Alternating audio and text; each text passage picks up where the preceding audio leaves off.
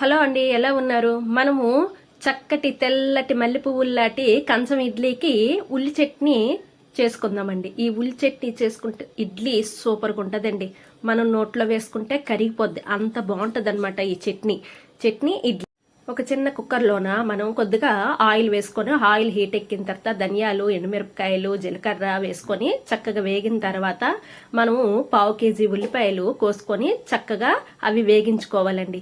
వేగిన తర్వాత మెత్తగా వేగిన తర్వాత మనం చల్లార్చి దాంట్లోన మిక్సీ జార్లోన వేసుకొని అల్లము, తెల్లుల్లి, కొద్దిగా చింతపండు, సాల్ట్, పంచదార వేసుకొని చక్కగా మిక్సీ చేసుకోవాలండి.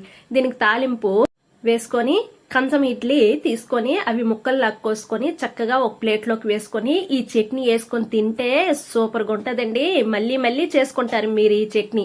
మీకు ఈ వీడియో నచ్చినట్టుగా అయితే లైక్ చేయండి, సబ్స్క్రైబ్ చేసుకోండి. Thank you.